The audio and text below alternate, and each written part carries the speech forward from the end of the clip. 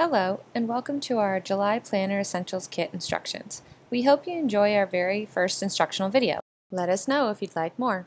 This month, I focused on dies that reminded me of fireworks. The planner elements and tags and toppers die sets were perfect for this. As with all my layouts, I used the Pink Plus tape runner and Lawn Fawn's tube glue. I start out by attaching the whole reinforcers. You'll see I get a little bit of glue on my work surface. That's one thing I love about this Tim Holtz glass background is I can just wipe it right off. I tend to be a little messy when I'm gluing things. You'll alternate the colors of the hole reinforcers, but put them on in however you like them. They don't have to exactly match the sample. Then I line up the large firework element. You'll see here I realized partway through using my adhesive that I had forgotten to clear the die cut. Make sure before you put any of these that have been die cut, especially the larger pieces, that you take your poker and clear out all of the little sections of pieces of paper that hadn't been cleared out from before. Then I just go back and I use my glue to attach it.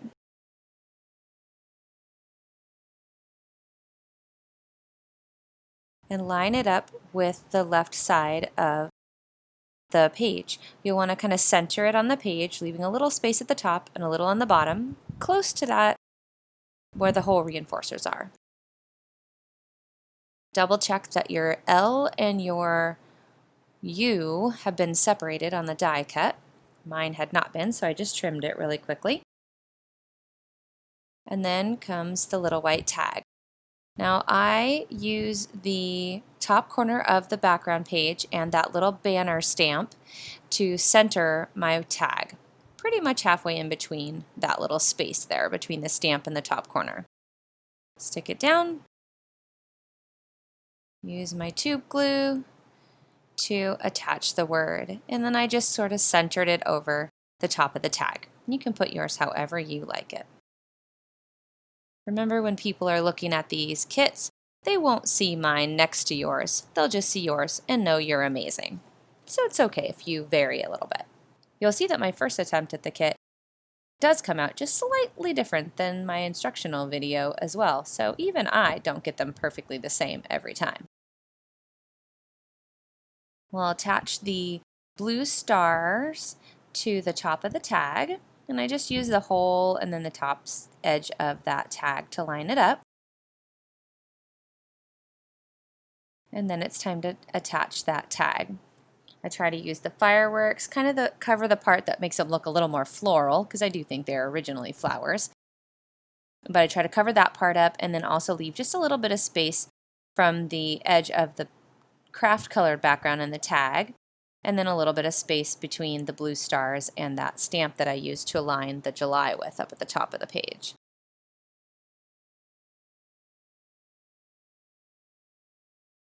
Just needs to overlap those fireworks a little, leave a little bit of space on the edge of the page. And then next we have our flag and the wow moment tags. Now, I love how the dies cut out these perfect little hexagons, and then you can stamp those stamps that fit with the word and then the decoration on the edge, the border around the edge. I just love how they make that so easy and it looks so fancy. Just takes a second to do. And you want to line those two up with the flag tucked underneath the words so that they stand out a little bit more against that Kraft background, and line them up with the very bottom corner of that white tag. And now you'll add your little stars. You'll notice this is one of the spots where I goofed a little bit and I just stuck my red star on there wherever, not realizing that I should have moved it down a little bit. You'll notice that July has a little bit of an indent from the number 31. I kind of like the star being down where that number, next to that number 31, better than where it is right now. So kind of like the original sample. But you put yours where you like it. And then we'll attach those other two stars, the black and the navy blue. I do apologize, I ran out of some of that light blue paper, so we got darker blue stars this time instead.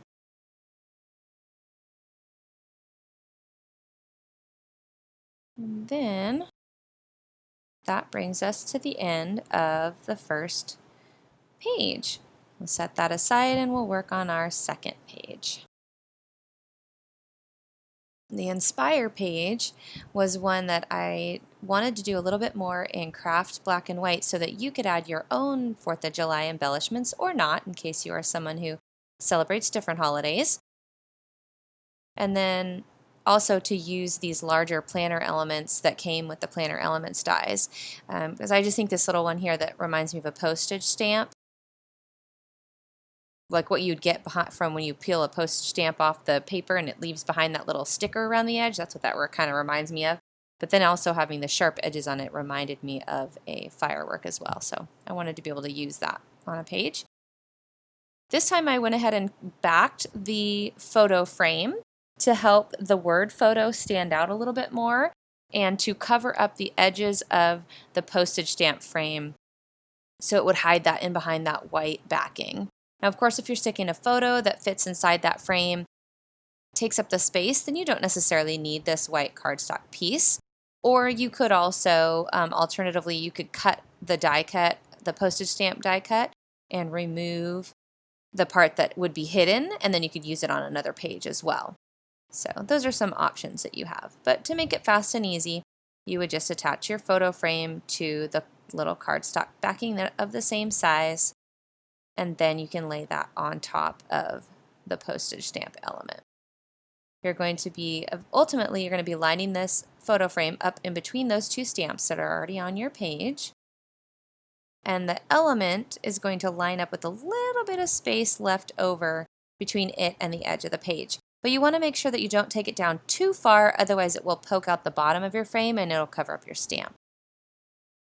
This time I'm showing you another trick that I have for my adhesive. When I use my plus runner, if it's going on something that's a little bit skinnier, I will do it over a piece of computer paper, scratch paper, whatever you have, to kind of keep it from being sticking to my board if I don't want to take the time to clean off the mat.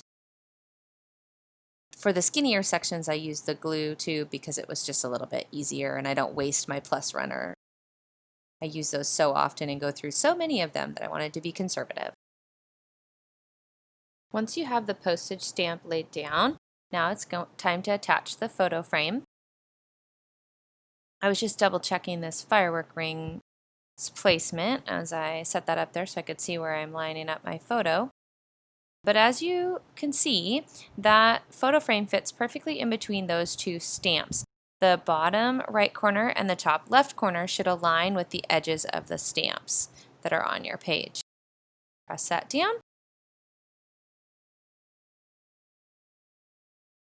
And then we will focus on adding our reinforcers on there. I always like to put the reinforcers on in case I end up overlapping them with any of the other elements on the page.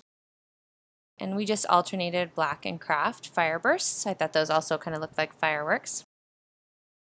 Another handy tip is I always keep a box of baby wipes and a towel next to me so that if I do make too big of a mess, I can just quickly wipe it off with the baby wipe and then dry my workspace with a towel so I don't get my layout wet. You'll want to make sure that you poke out all the little tiny spaces that are remaining on your circle die. And then I just put glue dots on the larger circles and in a couple random places. It doesn't need very much really. Now I was using that large circle up at the top corner of the postage stamp die to line this up, but you'll see later that I should have turned that circle 180 degrees if you don't want the word inspire to overlap later. You'll see what I mean here in a minute. Here we're attaching the black tag to the top left corner of the photo frame and then laying down the last two hexagons, the word daily life up on the middle of your photo frame on the right, and then the word smile, I just lined that up with the letter P in photo. Now I'm going to add my word inspire. A lot of times I'll use the tape runner for these, but you do want to be careful if you use the tape runner because it will tear your die if you're a little too rough. That's why I turned it and started going up and down rather than across. I like to use the tape runner instead of the glue on words just because it lets me move it. Now here you can see if you look up in the top corner of your screen that the original sample has the word inspire where it does not overlap the postage frame, and then the one in the video, the E does overlap. I personally kind of liked it that way, so I didn't mind so much, but if you don't like that, all you need to do is shift your large circle die over to your left a little bit, and then that will correct that problem. Okay, next we attach the real small black hole reinforcers. Those are meant to go on top of other hole reinforcers just as an added element, or you can put them by themselves as we did on the other page. Then we're going to add some bling. This is my favorite part.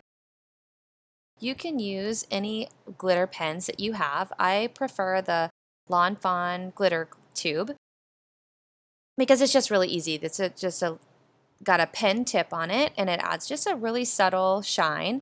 The more you add, the more you'll be able to see it. Unfortunately, it doesn't show up too well in the video. Just so you know, I did go back on the other page and all of my other pages in this month's layouts and added glitter on all the things that I thought were fireworks or resembled fireworks. And here's some examples of other things that you can do using these same materials, same paper, dies, and stamps. You can get lots of variety out of the Elizabeth Kraft dies and stamps. So many different pages and options. This is my favorite one. I used all of those little hexagons sort of like a quilt and then went back with the stamp. This one you can see I went a little crazy with my glue tube, so I'm going to go back and add some extra elements to embellish it. Remember, mistakes are just opportunities for embellishment. And it is handmade, so you're going to make mistakes here and there.